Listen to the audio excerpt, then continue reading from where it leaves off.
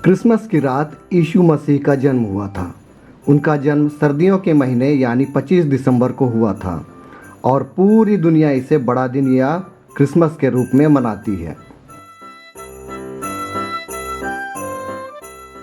दिसंबर का महीना आते ही क्रिसमस और न्यू ईयर सेलिब्रेशंस की चहल पहल बढ़ जाती है। ऐसे समय में एक ओल्ड मैन आते हैं जिनकी बड़ी बड़ी सफ़ेद दाढ़ी होती है, लाल रंग का ओवरकोट पहने हुए होते हैं और पीठ पर एक बड़ा सा बैग होता है। इस बैग में ढेर सारे खिलौने और गिफ्ट्स होते हैं। बच्चों को तो इनका बेसब्री से इंतज़ार होता है। जी हाँ, मैं बात कर रहा हूँ सांता क्लॉज की। बहुत से देशों में उन्हें क्रिसमस फादर के नाम से भी जाना जाता है। तो आखिर कौन है सांता क्लॉज? वे कहाँ रहते हैं? सांता क्लॉज का अस्तित्व कैसे में आया, जिनके बिना क्रिसमस अधूरा सा लगता है? तो आज हम जानेंगे सांता क्लॉज के बारे में। सांता क्लॉज के अस्तित्व की कहानी एक क्रिश्चियन सेंट से जुड़ी हुई है जिनका नाम था सेंट निकोलस ऑफ मायरा।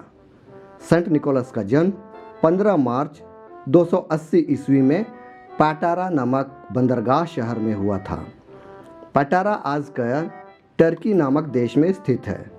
उनके माता पिता बहुत धनवान थे और उतने ही धार्मिक प्रवृत्ति के भी थे। उनका लालन पालन प्रभु यीशु के द्वारा दिखाए गए मार्ग के अनुसार किया गया था। जब सेंट निकोलस युवावस्था में थे तब वहाँ प्लेग फैल गया और उनके माता पिता की मृत्यु हो गई, पर वे घबराए नहीं। प्रभु यीशु पर उनका विश्वास और अधिक प्रबल होता गया। वे बहुत ही दयालु प्रवृत्ति के थे और उनकी दरियादिली के कई लेजेंडरी स्टोरीज प्रचलित हैं। उनमें से एक स्टोरी मैं आपको बताता हूँ।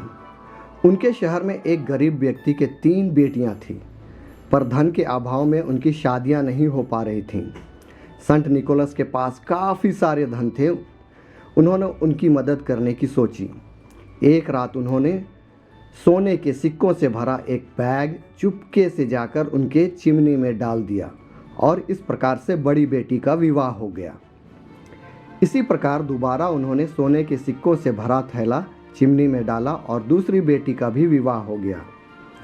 तीसरी लड़की के लिए भी सेंट निकोलस ने सोने की थैली चिमनी में डाला, पर वे देख लिए गए क्योंकि लड़कियों के पिता रोज़ रात में चिमनी के पास बैठ जाया करते थे, यह देखने के लिए कि आखिर उनकी मदद कौन कर रहा है।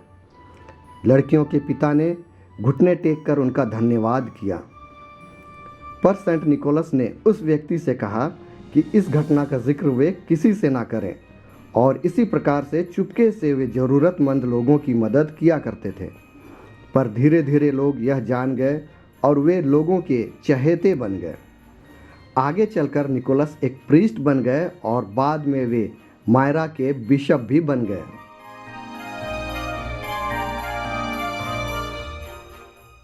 ऐसा माना जाता है कि सांता क्लॉज हर 24 दिसंबर की रात अपने स्लेज पर नॉर्थ पोल से निकलते हैं। उनके स्लेज को रेनडियर खींचते हैं और वे बच्चों के लिए ढेर सारे गिफ्ट्स ड्रॉप करते हुए आगे बढ़ जाते हैं।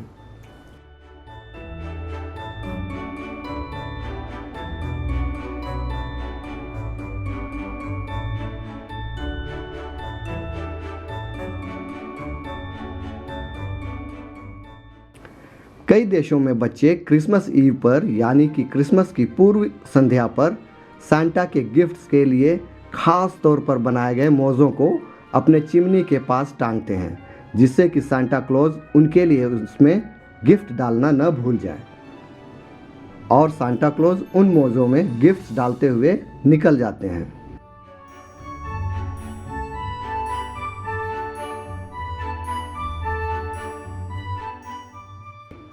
अब आप कहेंगे कि उनका नाम तो सेंट निकोलस था, फिर उनका नाम सांता क्लॉज कैसे पड़ा?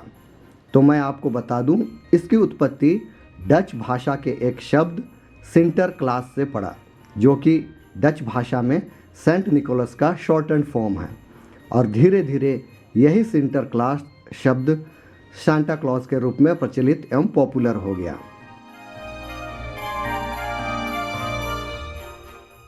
सांता क्लॉज कहाँ रहते हैं? सांता क्लॉज और उनकी पत्नी मिसेस सांता उत्तरी ध्रुव यानी नॉर्थ पोल में रहते हैं। उनके गांव का नाम है सांता क्लॉज विलेज। उनका पूरा गांव साल भर बर्फ से ढका होता है।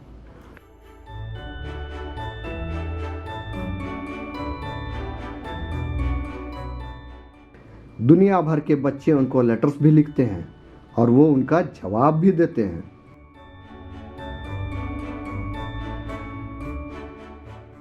वे और उनके वॉलंटियर्स पूरे साल बच्चों के लिए खिलौने और गिफ्ट्स भी बनाते हैं।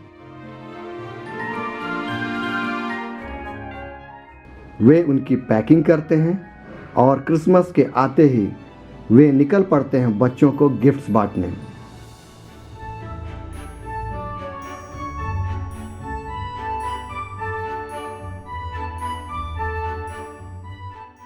क्रिसमस के आते ही आप सांता क्लॉज को मॉल्स, क्रिसमस गैदरिंग्स, चर्चेस और क्रिसमस मिलन समारोह में देख सकते हैं। बच्चे तो बच्चे, बड़ों को भी खूब प्यारे लगते हैं सांता क्लॉज।